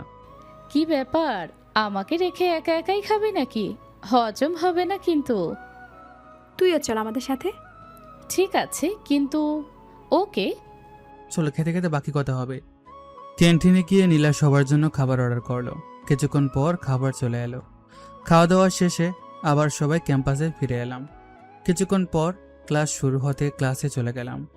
ক্লাস শেষে, নীলা, তোমার সাথে আমার কিছু কথা ছিল, যদি কিছু মনে না করো। ঠিক আছে, বলো। না থাক, পর এক সময় বলবো। এখন আমি বাসায় যাই, খুব জরুরি একটা কাজ আছে। আর একটু সময় থেকে গেলে হতো না? আচ্ছা ঠিক আছে। আরও কিছুক্ষণ আড্ডা দিয়ে বাসায় চলে আসলাম। করিম চাচার কথা মতো কিছুদিন বাড়িতে গিয়ে বাবার সাথে থেকে আবার বাসায় চলে আসলাম। পরের দিন রিক্সাটা নিয়ে বেরিয়ে পড়লাম। আজকে বাইরে প্রচুর রোদ, খুব গরম লাগছে, তাই রিক্সাটা থামিয়ে একটা টং দোকানে ঢুকে কিছু চা বিস্কিট খেয়ে আবারও রিক্সাটা নিয়ে বেরিয়ে পড়লাম। হঠাৎ একটা জ্যামে আটকে যায়। তখনই আজকে আবার সেই কালো গাড়িটা চোখে পড়ে। আমি তাড়াতাড়ি করে রিক্সাটা পার্ক করে কালো গাড়ির পিছনে আরেকটা গাড়িতে ঢুকে পড়ি। তখনই ড্রাইভিং সিটে বসে থাকা লোকটার দিকে চোখ পড়তেই আমি অবাক, কারণ ও ছিল আমার বন্ধু রবিন। রবিন, তুই? আমারও তো সেই একই প্রশ্ন, তুই এখানে কি করিস, আর তোর এই অবস্থা কেন? তখন এই ট্রাফিক ছুটতেই কালো গাড়িটা চলতে শুরু করলো। তোর সব প্রশ্নের উত্তর আমি পরে দেব, তার আগে তুই ওই কালো গাড়িটার পিছু কর। আচ্ছা ঠিক আছে। কিছু দূর যেতেই কালো গাড়িটা অন্য একটা নির্জন রোডে ঢুকে পড়ল। গাড়িটার কিছু দূর যেতেই একটা গলির সামনে গিয়ে থেমে গেল। হঠাৎ গাড়িটা থেকে একটা বৃদ্ধ বয়সের লোক লাঠি ভর দিতে দিতে গলির ভিতরে ঢুকে গেল। আমিও গাড়ি থেকে নেমে পড়তেই, আরে কোথায় যাচ্ছিস তুই? তুই ফিরে যা, আমার কিছু কাজ আছে। ঠিক আছে, তার আগে চল রেস্টুরেন্ট থেকে কিছু খেয়ে আসি। সময় নাই, আজ আমার জরুরি একটা কাজ আছে, তুই চলে যা। আমি আর দেরি না করে লোকটার পিছু করতে লাগলাম। লোকটা মাঝে মধ্যে সামনে পিছে তাকিয়ে দেখছে কেউ তাকে ফলো করছে কিনা। অনেকক্ষণ পর লোকটার আমার উপর সন্দেহ হতে লাগলো। হঠাৎ স্পিডটা একটু বেড়ে গেল। খেয়াল করে দেখলাম লোকটার এখন লাঠি বোর করে হাঁটছে না, এবার লোকটার প্রতি আমার সন্দেহ আরও বেড়ে গেল। লোকটা আরেকটা নির্জন গলি দিয়ে একবার আমার দিকে তাকিয়ে দৌড়ে পালালো। আমিও লোকটার পিছিয়ে দৌড় দিলাম, কিন্তু লোকটাকে আর দেখতে পেলাম না। আজব তো, এই মাত্রই তো লোকটা এই গলি দিয়ে ঢুকলো, তাহলে এত তাড়াতাড়ি কোথায় পালিয়ে গেল? আমি আরও কিছু দূর দৌড়ে এগিয়ে গেলাম, কিন্তু এখানে কাউকে দেখতে পাচ্ছি না। হঠাৎ পিছনের বিল্ডিং থেকে কারো চিৎকারের আওয়াজ শুনতে পেয়ে সাথে সাথে বিল্ডিংটাতে দৌড়ে চলে গেলাম। বিল্ডিংটার কাছে গিয়ে দেখি বিল্ডিংটার মেইন গেটের তালা দেওয়া। আমি বিল্ডিংটার দেওয়াল টপকে ভিতরে চলে গেলাম। বিল্ডিংটার রুমের কাছে যেতে আমি অবাক, এখানে সবগুলো দরজা একই রকম, আর সবগুলোর নম্বর 357। এখন চিন্তায় পড়ে গেলাম কোন রুম থেকে চিৎকার আওয়াজ আসছে। কিছুক্ষণ চিন্তা ভাবনার পর হঠাৎ একটা মাত্র ফুটা করা, সেটা আবার দরজার উপরে এক কোণে। আমি অনেক কষ্টে সেই ফুটা জায়গাটা দিয়ে ভিতরে দেখতে লাগলাম। হঠাৎ চোখে পড়ল বৃদ্ধ সেই লোকটাকে। লোকটা গুলিবিদ্ধ অবস্থায় ভিতরে পড়ে আছে। আমি সাথে সাথে দরজা ভেঙে ভিতরে প্রবেশ করলাম। লোকটার কাছে এতে দেখি লোকটার বুকে 3টা গুলি করা হয়েছে। তখনই আমার টিম মেম্বারদের ফোন করে তদন্তের জন্য আসতে বললাম। ফোনটা শেষে হঠাৎ পিছনে ঘুরতেই মুখে মাস্ক পরা, জিন্স প্যান্ট ও কোট গায়ে একটা মেয়ে আমার দিকে বন্দুক তাক করে আছে। কে তুমি? আর এভাবে আমার দিকে বন্দুক তাক করে আছো কেন? আমি কে সেটা তুই কখনোই জানতে পারবি না, কারণ সেই সুযোগ তোকে আমি কখনোই দেব না। অনেক দিন ধরে তোকে মেরে ফেলার জন্য সুযোগ খুঁজছি। আজ যখন সুযোগটা এসেছে, তখন কিভাবে সেই সুযোগটা আমি মিস করি বল? আজ তো তোকে মরতেই হবে। আজ তোকে আমার হাত থেকে কেউ বাঁচাতে পারবে না। তোর সিআইডি থিমন তোকে আজকে বাঁচাতে পারবে না। দেখো, তুমি শান্ত হও, আমরা বসে কথা বলি। তোর কি আমাকে বোকা মনে হয়? তুই যা করতে বলবি আমি তাই করব। দেখো, আমরা আগে বসে কথা বলি, তারপর না হয় আমাকে মেরে ফেলো। মেয়েটার সামনে এগোতে খবরদার সামনে আসবি না বলে দিচ্ছি। তারপরও আমি সামনে এগিয়ে গেলাম। তখন আমি পিছন থেকে একটা ফুলের টব নিয়ে মেয়েটার দিকে ছুঁড়ে মারলাম। তার আগেই মেয়েটা আমাকে গুলি করলো। গুলিটা সোজা আমার বাম হাতে এসে লাগলো, আর ফুলের টবটা মেয়েটার হাতে লেগে তার হাত থেকে বন্দুকটা পড়ে গেল। তখন আমি মেয়েটাকে ধরতেই মেয়েটার পিছু ছুটলাম। রাস্তা পর্যন্ত যাওয়ার পর মেয়েটাকে অন্য একটা গাড়ি এসে নিয়ে গেল। আমি আস্তে আস্তে আবারও সেই বিল্ডিংটায় চলে গেলাম। সেখানে গিয়ে দেখি আমার সমস্ত টিম মেম্বাররা এসে হাজির। আমি রুমে ঢুকতেই সবাই অবাক, সবাই দৌড়ে আমার কাছে ছুটে এলো। ও মাই গড, সাকিব, তোমার এই অবস্থা কি করে হলো? ও কিছু না স্যার, অপরাধীকে তাড়া করার সময় সে আমাকে গুলি করে, তখন গুলিটা আমার হাতে লাগে। রিয়া, জাহিদ, তোমরা এখনই সাকিবকে হসপিটালে নিয়ে যাও, ইমিডিয়েটলি। Okay sir. দুর্জয় আর আবির, তোমরা ভালো করে পুরো বিল্ডিংটা সার্চ করো, দেখো খুনির কোনো নিশান পাওয়া যায় কিনা। Okay sir. কিছুক্ষণ পর রুমের দেওয়ালে চোখ পড়তেই দুর্জয় স্যার সাথে সাথে সবাইকে ডাক দিল। সবাই ছুটে আসতে, কি হয়েছে, চেঁচাচ্ছ কেন? দেওয়ালটার দিকে তাকিয়ে দেখুন। বড় স্যার দেখলো দেওয়ালে রক্ত দিয়ে বড় করে লেখা RX, তার নিচে লেখা, আমি হারিয়ে যাইনি, আমি ফিরে এসেছি। আমার প্রতিশোধের জন্য সবাই তৈরি হও। তোমাদের সবাইকে মরতে হবে। অপেক্ষা করো, সামনে ভয়ঙ্কর কিছু আসতে চলেছে। এই দেশকে আমি জ্বালিয়ে পুড়িয়ে ছারখার করে দেব। স্যার, এই লেখাগুলো যা হোক বুঝেছি, কিন্তু এই RX এটা কি? হবে কিছু একটা। এদিকে আমাকে হাসপাতালে আনার পর ডক্টর আমার গুলিটা বের করে ড্রেসিং করছে, আর এদিকে আমার চোখে শুধু মেয়েটার ছবি ভাসছে। কিন্তু হঠাৎ যখনই ওই মেয়েটার ছবি আমার 2 চোখে ভাসছে, তখনই কলেজায় মোচড় মারছে। আমার মাথা শুধু একটা জিনিসই ঘুরপাক খাচ্ছে, কে ওই মেয়ে, কি শত্রুতা আমার তার সাথে। তখনই জাহিদ বলল, কিরে, এখন কেমন লাগছে? আচ্ছা, যে মেয়েটা তোকে গুলি করেছিল তাকে কি তুই চিনতে পেরেছিস? কি করে চিনবো বল? মেয়েটা মুখোশ পরা ছিল। যা হওয়ার হয়েছে, এখন থেকে আমি সব সময় তোর সাথে সাথে থাকবো। না, দরকার নেই। দরকার আছে কিনা সেটা তোকে বুঝতে হবে না। জাহিদ হলো আমার বেস্ট ফ্রেন্ড। কিছুক্ষণ পর আমরা অফিসে চলে গেলাম। আমাকে দেখে বড় স্যার, সাকিব, কেমন আছো এখন তুমি? জি স্যার, এখন আমি সম্পূর্ণ বিপদ মুক্ত। আলহামদুলিল্লাহ। শোনো, তুমি কিছুদিন ছুটি কাটাও। যখন তুমি নিজেকে সুস্থ মনে করো তখন আবার কাজে লেগে পড়ো। আর এখন থেকে তোমার সাথে জাহিদ, আবির, রিয়া আর শান্তা থাকবে। তোমরা তোমাদের প্ল্যান মাফিক কাজ করতে থাকবে।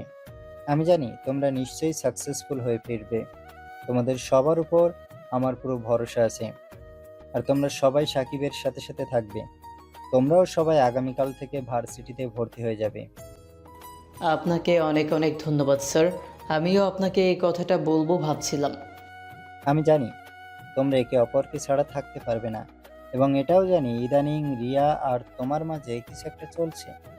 চলুক, তাতে আমার কি, তবে কাজটা যেন সাকসেসফুল হওয়া চাই। ইনশাল্লাহ স্যার, আমাদের উপর ভরসা রাখতে পারেন। তাহলে আগামীকাল থেকে সবাই কাজে লেগে পড়ো। আমি অফিস থেকে বেরিয়ে আবারও সেই রিক্সার কাছে চলে গেলাম।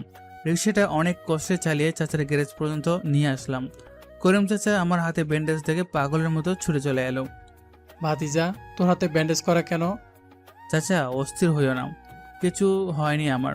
আচ্ছা তুমি এখানে বসো, আমি তোমাকে সব খুলে বলছি। তখন চাচাকে শান্ত করে কিছুটা সত্য আর কিছুটা মিথ্যে দিয়ে একটা গল্প বানিয়ে শোনালাম। পরের দিন সকালে ঘুমিয়েছিলাম, হঠাৎ দরজাতে ধুরুম ধুরুম আওয়াজ, আমার ঘুম ভেঙে গেল। দরজা খুলতেই আমি অবাক, দেখি সব হারামির হাজির। কিরে, আর কত ঘুমাবি? এখন তো বাস্তবে ফিরে আয়। তোরা এত সকাল সকাল? হারামি বলে কি, গতকাল বড় স্যারের কথা কি সব ঘুম থেকে উঠে ভুলে গেলি নাকি? না, কিছু বলিনি। আয় ভিতরে আয়। সবাই ভিতরে ঢুকতেই আমি দরজাটা বন্ধ করে দিলাম। ওয়াও ভাইয়া, তোমার রুমটা তো অনেক সুন্দর। হঠাৎ বাইরে থেকে করিম চাচার ডাক। ভাতিজা, ঘুম থেকে ওঠ, তোর লাইকা খাবার আনছি, হাত মুখ ধুইয়া খাইয়া নে। আমি রুমের দরজাটা খুলতেই করিম চাচা রুমে ঢুকলো। করিম চাচা আমার রুমে আমার বন্ধুদের দেখে বলল, ভাতিজা, এরা কারা? চাচা, এরা আমার বন্ধু। আমি অসুস্থ তো, তাই আমাকে দেখতে এসেছে। ও আচ্ছা, তা আগে কইতি তোর বন্ধুরা আইব, তাহলে সবার লাইগা খাওয়ান লইয়া আইতাম। আচ্ছা, এসব এখন বাদ দেও। আর ইনি হলেন আমার সেই করিম চাচা, যিনি আমাকে খুলে পিঠে করে মানুষ করেছেন। আর আমি যে রিক্সাটা চালাই ওটা চাচার গ্যারেজেরই। তো কি হয়েছে? তোর চাচা মানে আমাদেরও চাচা, আমরাও আজ থেকে চাচার রিক্সা চালাবো। তুই কি বলিস আবির? ঠিকই তো, আমরাও আজ থেকে রিক্সা চালামো। আমারও রিক্সা চালাতে খুব ভালো লাগে। করিম চাচা, আজ থেকে ওরা এখানেই থাকবে, সবার জন্য আলাদা আলাদা রুম দেখিয়ে দাও। আচ্ছা ভাতিজা, আহো, তোরা আমার লগে আহো। পরের দিন সবাইকে নিয়ে ভার্সিটিতে ভর্তির জন্য গেলাম। ভর্তি শেষে নীলা আমার হাতে ব্যান্ডেজ দেখে দৌড়ে আমার কাছে ছুটে এসে আমার হাত ধরে কান্না করতে লাগলো। কি হলো পাগলি, কান্না করছো কেন? তোমার হাতের ব্যান্ডেজ কেন? কি হয়েছে? কিছু না, রিক্সা চালাতে গিয়ে পড়ে গেছিলাম, তাই হাতে একটু ব্যথা পেয়েছি। এত বড় একটা দুর্ঘটনা ঘটে গেল, আর আমাকে একটাবার জানালে না? আচ্ছা, আমার ভুল হয়েছে, এখন কান্না থামাও। আর এরা কারা? ও, এরা সবাই আমার বন্ধু। কিন্তু এদের তো আগে দেখিনি। দেখবে কি করে, এরা তো সবাই গ্রাম থেকে এসেছে। ও আচ্ছা, হাই। হ্যালো। ও, আপনি তাহলে নীলা, মানে আমার বেস্ট ফ্রেন্ডের কলিজা? জি। কিছুক্ষণ পর রবিন এলো। এভাবে সবাই সবার সাথে পরিচিত হলো। কিছুক্ষণ আড্ডা দিয়ে সবাই সবার বাসাতে চলে গেল। কয়েকদিন পর হঠাৎ একদিন আমরা বন্ধুরা রেস্টুরেন্টে খেতে গেলাম। হঠাৎ টেলিভিশনের সংবাদে ব্রেকিং নিউজ বলতেই সকলে খাওয়া বন্ধ করে টেলিভিশনের দিকে তাকিয়ে রইলাম। তখন এই সংবাদে বলতে লাগলো, ব্রেকিং নিউজ। এই শহরের টপ বিজনেসম্যান আমজাদ সাহেবের একদল ছদ্মবেশী মাফিয়াদের হাতে খুন হয়েছে। খুনে নাকি তার বুকে রক্ত দিয়ে RX লিখে গেছে, তার পাশে রক্ত দিয়ে লেখা আই এম ব্যাক। কিন্তু কে এই RX, কেউ সেটা জানে না। আরে, এই খুনিটাও তো আগের দিন ওই বিল্ডিং এর দেওয়ালে RX লিখে রেখে গেছে। আরো লিখেছে সে নাকি এই দেশটাকে জ্বালিয়ে ছারখার করে দেবে। আমাদের যত তাড়াতাড়ি সম্ভব খুনিকে খুঁজে বের করতে হবে। এভাবে আর চলতে দেওয়া যাবে না, কিছু একটা ভাবতে হবে। আমার একটা প্ল্যান আছে, শোনো সবাই। সবাইকে প্ল্যানটি বুঝিয়ে বললাম। এতে কাজ হবে তো? অবশ্যই হবে। তাহলে চল সবাই কাজে লেগে পড়ি। তাহলে তুই এই দিকটা তোরা সামলা, ওই দিকটা আমি দেখছি। আচ্ছা ঠিক আছে। সবাই মিলে রেস্টুরেন্ট থেকে ঘটনাস্থলে গেলাম। সেখানে খুনের তদন্ত করতে লাগলাম। হঠাৎ ফোনটা বেজে উঠল। ফোনের দিকে তাকিয়ে দেখি বড় স্যারের ফোন। ফোনটা রিসিভ করতেই, সাকিব, তোমরা এখন কোথায়? স্যার, আমরা বিজনেসম্যান আমজাদ সাহেবের তদন্ত করতে ঘটনাস্থলে এসেছি। তোমরা এখনই ওখান থেকে বের হও ইমিডিয়েটলি।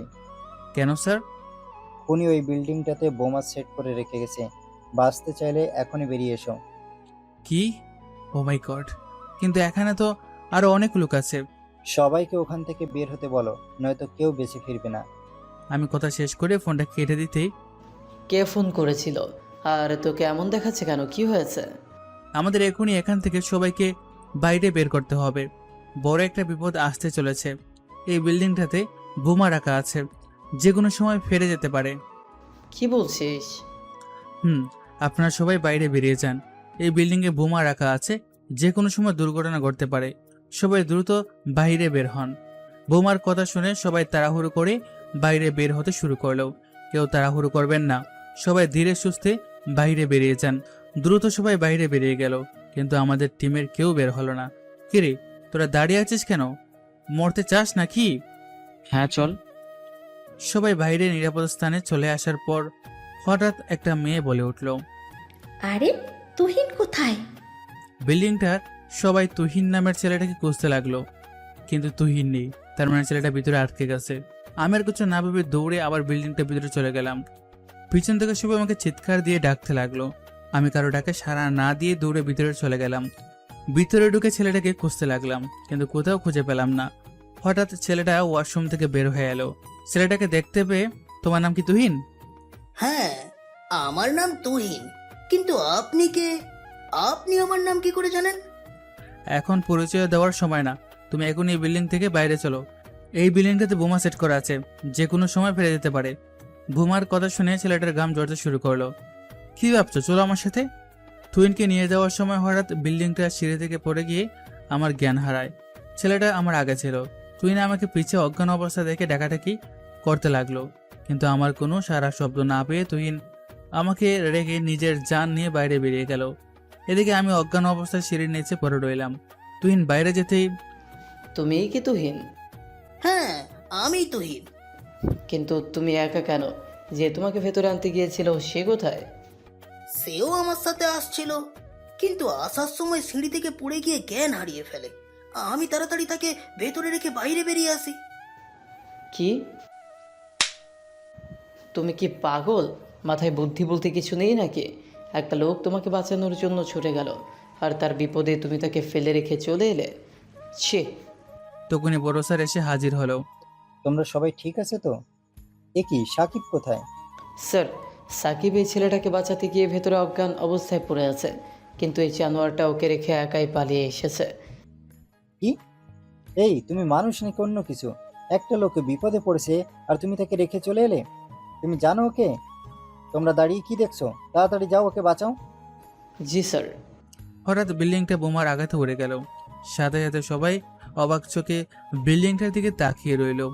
তখন জাহিদ চিৎকার দিয়ে আমার নাম ধরে ডাকতে লাগলো। বিল্ডিংটা উড়ে যেতেই সবার পায়ের তলার মাটি সরে গেল।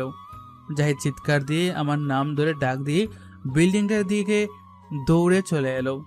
রিয়া জাহিদকে আটকানোর চেষ্টা করলো, কিন্তু কিছুতেই লাভ হলো না। জাহিদ দৌড়ে বিল্ডিংয়ের ভিতরে চলে গেল। ওইদিকে তখনই ফায়ার সার্ভিস এসে আগুন নেভানোর কাজে লেগে পড়লো। এদিকে রিয়া বাইরে চিৎকার দিয়ে জাহিদের নাম ধরে কান্নাকাটি করতে লাগলো। রিয়াও যখন বিল্ডিংটার দিকে ছুটে আসবে তখনই সবাই রিয়াকে আটকে দিল।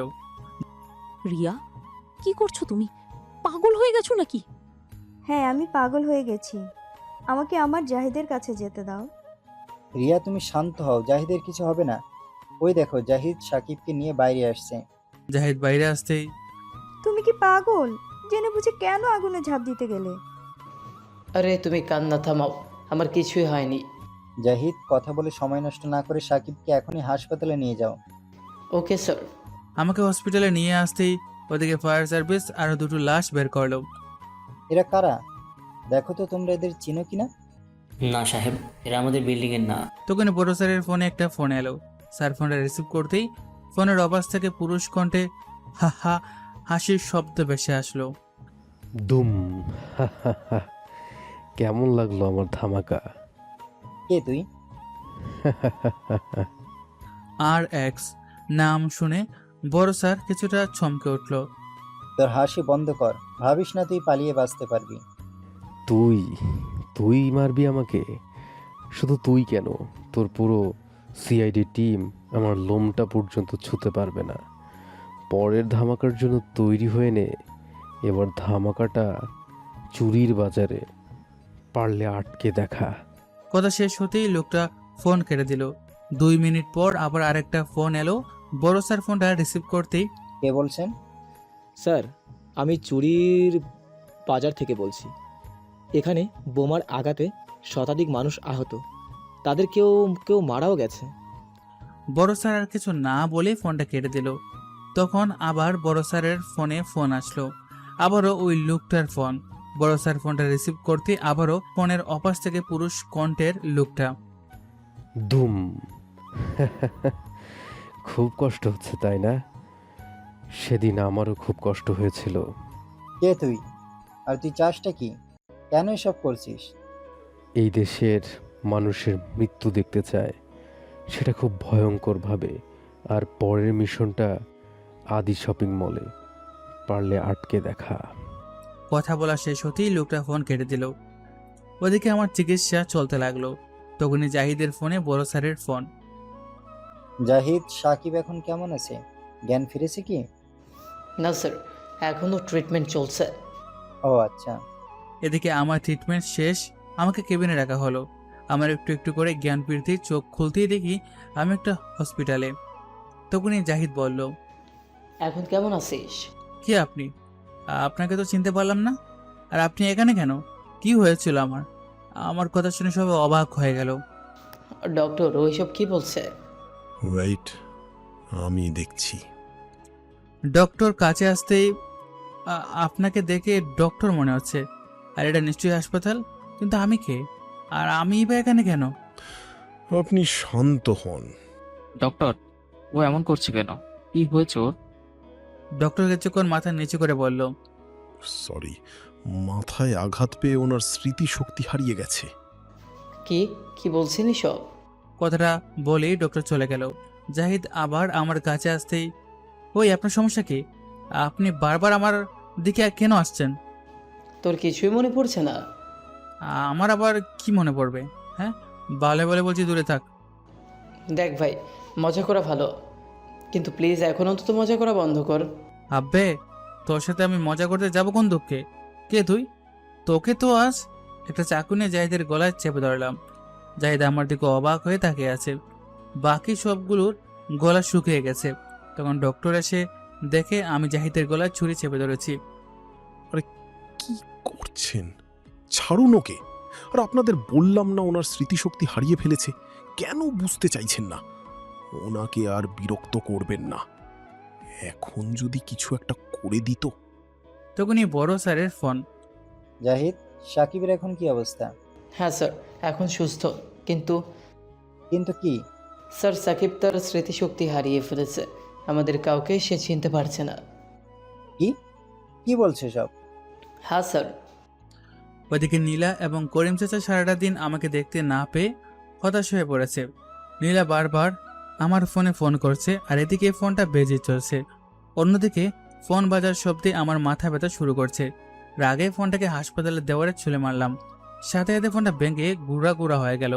তখনই সবাই বাইরে থেকে ভেতরে প্রবেশ করলো। ওদের দেখে আমার রাগটা আরো বেড়ে যেতে লাগলো। তোরা এখনো আমার পিছু ছাড়িসনি? দেখ, শেষবারের মতো বলছি, আমাকে একা থাকতে দে, না হলে সবগুলোকে মেরে পুঁতে রেখে দিব। যা ভাগ।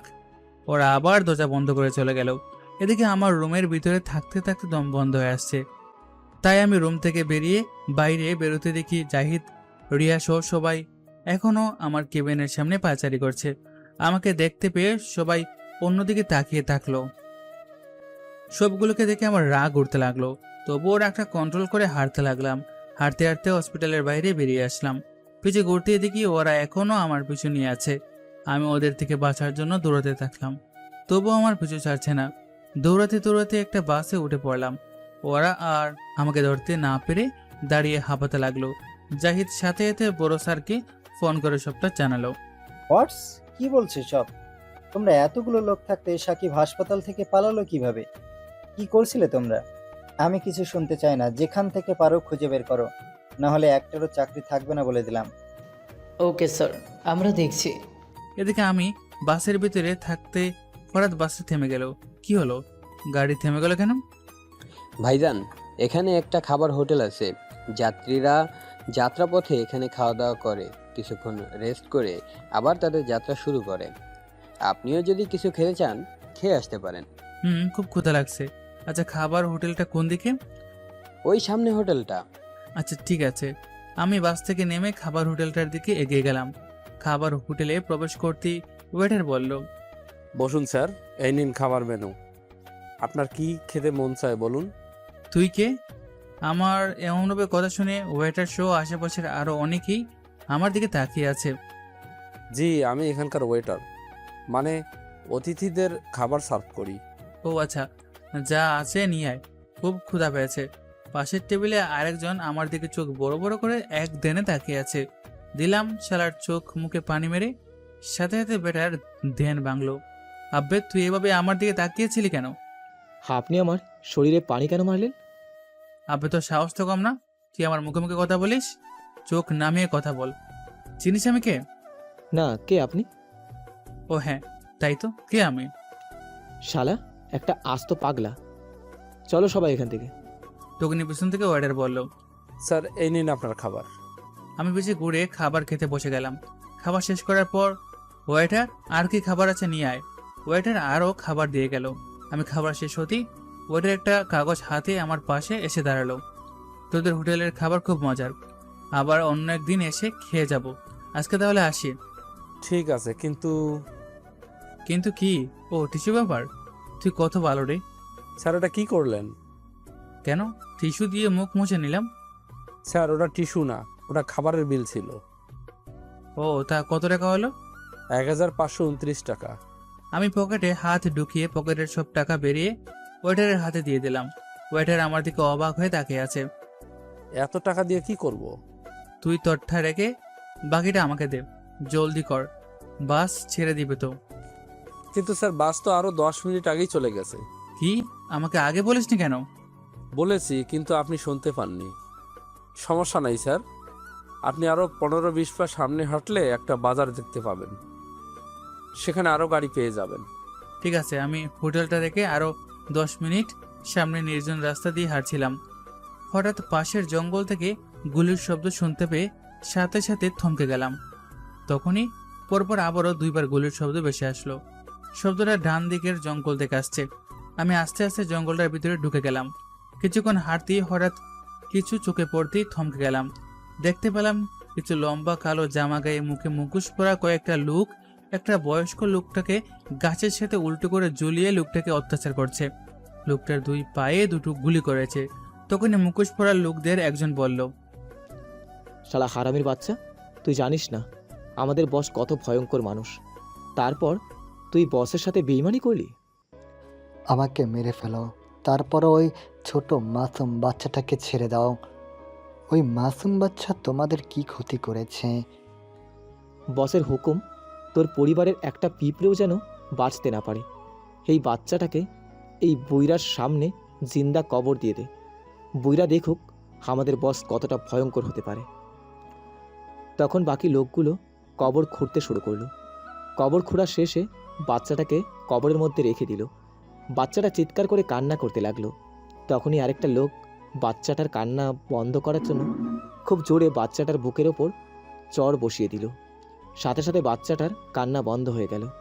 বাচ্চাটা শেষ নিঃশ্বাস ত্যাগ করলো। সাথে সাথে আমার কলিজা কেঁপে উঠল, চোখ দিয়ে পানি চলে আসলো। আর এদিকে বয়স্ক লোকটা চিৎকার করে কান্না করতে করতে বলল, অমানুষের বাচ্চা, তোদের মনে কি কোনো মায়া দয়া নেই? এই মাসুম বাচ্চাটা তোদের এমন কি ক্ষতি করেছিল? কেন তোরা তাকে এমন কষ্ট দিয়ে মারলি? হ্যাঁ, আমাদের মনে কোনো মায়া দেওয়া নেই। আমরা শুধু মানুষের লাশ দেখতে চাই। তোর সময়ও শেষ। তোকে বাঁচিয়ে রেখেছি শুধু তোর সামনে তোর নাতনির মৃত্যু দেখার জন্য। শুনে রাখ, বাপের উপরও পাপ আছে। তোদের ধ্বংস একদিন হবেই।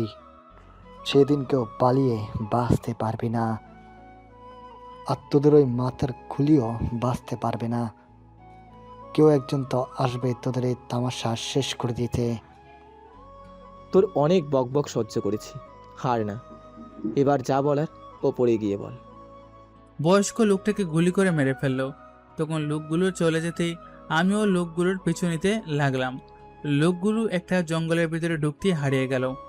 আরে লোকগুলো কোথায় চলে গেল? হঠাৎ পায়ের তলাতে কিছু একটা নড়তে লাগলো। তাকিয়ে দেখি একটা ডাক্তার মতো গুলকিজুর উপর আমি দাঁড়িয়ে আছি। আমি তাড়াতাড়ি ডাকনাটার উপর থেকে গাছের আড়ালে লুকিয়ে পড়লাম আর ডাকনার উপরের নজর রাখলাম।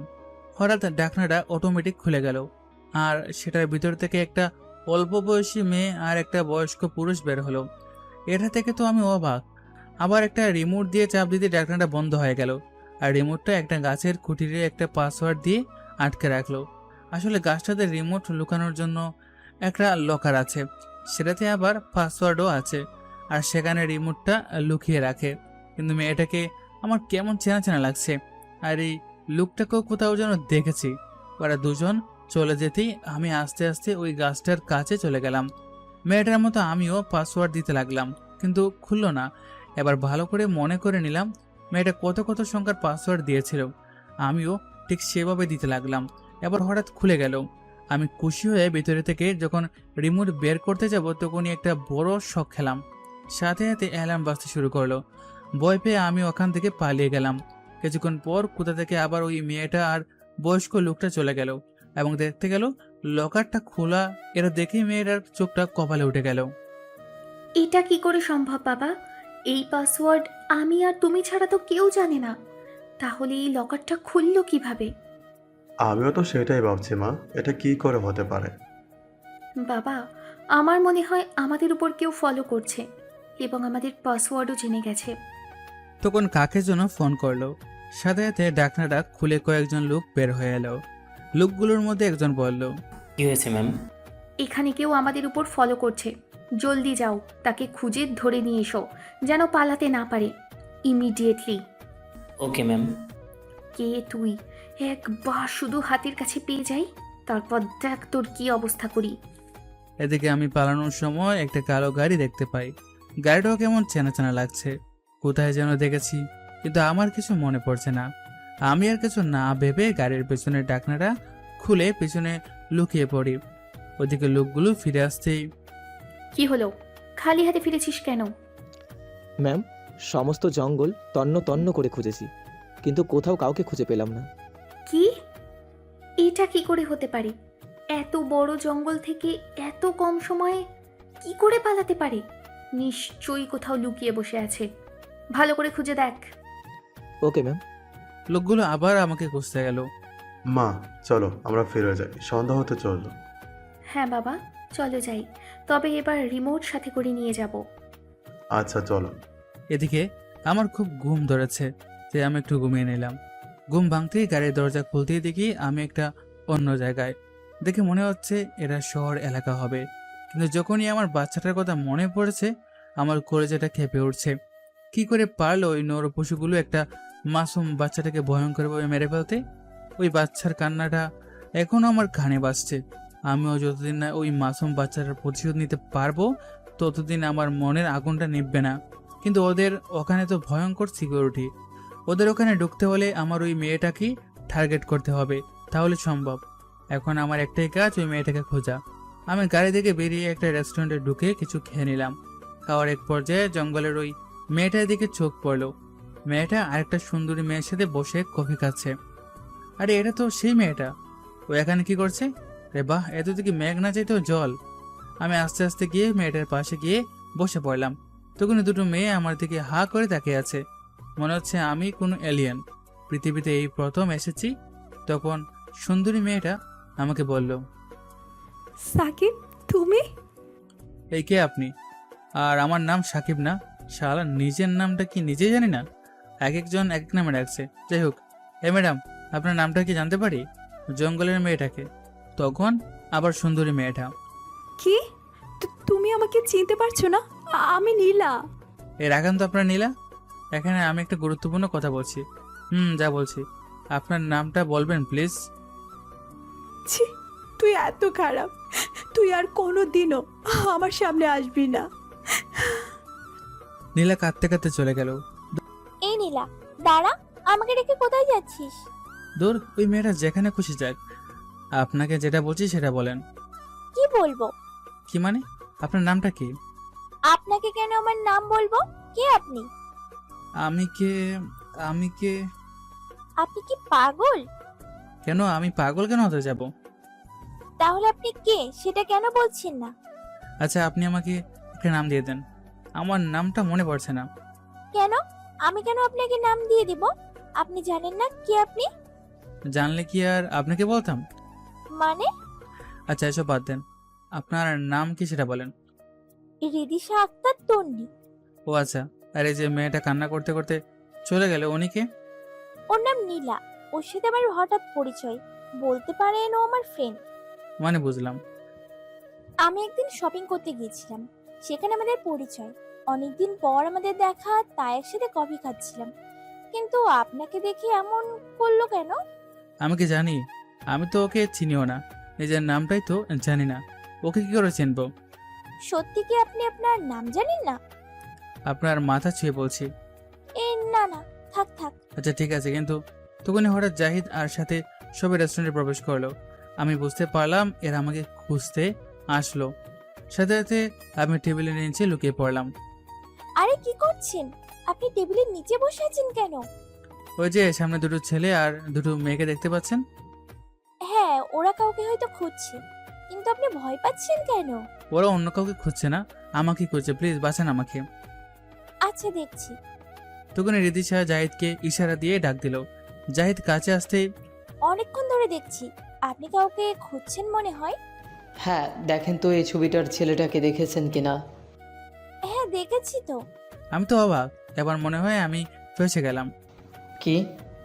কখন, কোথায়, কার সাথে দেখেছেন? একটা বোরখা পরা মেয়ে, তার সাথে কিছুক্ষণ আগে বেরিয়ে গেল। ধন্যবাদ আপনাকে। এই চলো সবাই। সবাই চলে যেতে, সবাই চলে গেছে, এবার তো বেরিয়ে আসুন। জি ধন্যবাদ আপনাকে। It's okay. কিন্তু ওরা কারা, আর আপনাকেই বা কেন খুঁজছে? কি জানি, আমাকে দেখা মাত্রই আমার পিছু নিতে শুরু করেছে।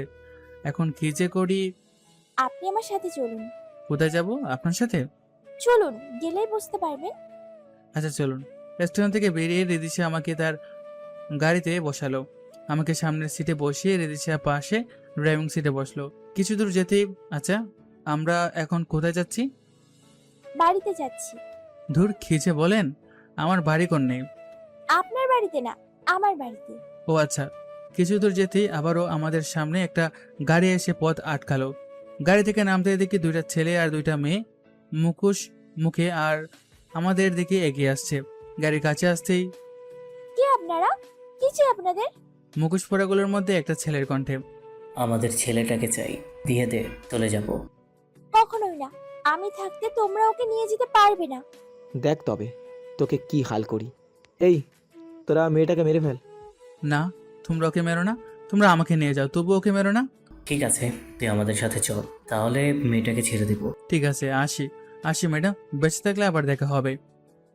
না, তুমি কোথাও যাবে না। তোদের ফালতু বক বক শোনার টাইম আমাদের নেই, চল আমার সাথে। ঠিক আছে চলো। চল। আমাকে নিয়ে যেতে রিদিশা গাড়িতে বসে কান্না করতে লাগলো। লোকগুলো আমাকে রিদিশার থেকে দূরে নিয়ে যেতেই, অনেক হয়েছে, এবার তো থাম, আমাদের প্ল্যান কাজ করেছে। সাথে সাথে সবগুলো মুখোশ খুলে আমার দিকে হা করে তাকিয়ে আছে। কি হলো, সবাই হা করে তাকিয়ে আছিস কেন? সবাই অবাক হলেও একজন অবাক হলো না, সে হলো জাহিদ। জাহিদ মুসকি মুসকি হাসতেছে। হঠাৎ রিয়া বলল, এ কি, তুমি হাসতেছো কেন? আর কিসের প্ল্যানের কথা বলছে? কারণ ওর তো স্মৃতিশক্তি হারিয়ে যায়নি, সেটা শুধুমাত্র আমি ডক্টর আর সাকিব জানতাম। আর এই সব কিছু ছিল একটা প্ল্যান। জাহিদের কথা শুনে সবাই হা করে আমার দিকে, জাহিদের দিকে তাকিয়ে আছে। জাহিদ ভাইয়া, আপনারা কোন প্ল্যানের কথা বলছেন? আমরা তো কিছুই বুঝতে পারছি না। আমরা সবাই যে প্ল্যান করেছিলাম সেটা তো আমরা জানি। আমি বলছি, চলেন সবাই ফ্ল্যাশব্যাকে ঘুরে আসি। আমি যখন তুহিনকে বাঁচাতে বিল্ডিং দিতে গিয়েছিলাম, হঠাৎ ফেরার পথে আমাকে কেউ পিছন থেকে ধাক্কা মেরে ফেলে দেয়। তবে জ্ঞান হারার আগে আমি দেখতে পাই মেয়েটা ছিল আগে যে মেয়েটা আমার হাতে গুলি করেছিল, সে মেয়েটা। তারপর আর কিছু মনে নেই। যখন জ্ঞান ফিরে পাই তখন দেখি চারদিকে আগুন আর আগুন। হঠাৎ তখন জাহিদ দৌড়ে আমার কাছে আসে। জাহিদ, তুই? তুই এই আগুনের ভিতরে জাপ দিতে গেলি কেন? তুই আমার ছোটকালের বেস্ট ফ্রেন্ড, আমরা একসাথে বড় হয়েছি, আর আজ তুই আমার সামনে আগুনে পুড়তে থাকবি। আমি বেঁচে থাকতে সেটা কি করে হয়? মরলে দুইজন একসাথে মরবো, আর বাঁচলেও দুইজন একসাথে বাঁচবো। সেদিন জাহিদের কথা শুনে আমার দুই চোখের পানি আটকাতে পারেনি। বন্ধু তো এমনই হওয়া উচিত। তখনই আমি আর জাহিদ ভিতরে বসে একটা প্ল্যান করি। যতদিন না আমরা ওই আরএক্সকে খুঁজে পাবো ততদিন আমরা এভাবেই আমাদের অভিনয় চালিয়ে যাব। আর বাকিটা তো আপনারা জানেনই। ফ্ল্যাশব্যাক শেষ। তার মানে এসব সাজানো? আমার কি দোষ? আমাকে যেভাবে বলছে সেভাবে করেছি। আমাকে রাগ দেখি কি হবে? আচ্ছা, এইসব এখন বাদ দে, আসল কথা বল। আরএক্সকে খুঁজে পেয়েছি, কিন্তু তখন আমার আবার ওই বাচ্চাটার চিৎকারের আওয়াজ কানে ভেসে আসলো। যখনই বাচ্চাটার চেহারা আমার চোখে ভাসছে, আমার কলেজে কেঁপে উঠছে। তারপর কি বল? তখন ওদেরকেও সবটা খুলে বললাম। সবটা শুনে সবার চোখে পানি চলে আসলো। ছি, মানুষ এত নরপশু হতে পারে। কিন্তু এখন কি করবা?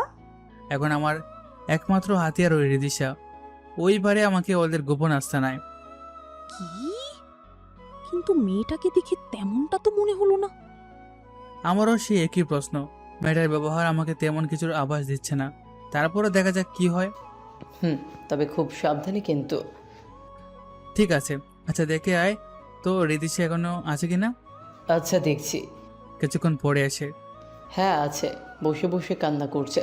কিন্তু আমার মনে হয় না মেয়েটা এতটা চালাক। একে দেখে তো আমার সহজ সরল মনে হচ্ছে।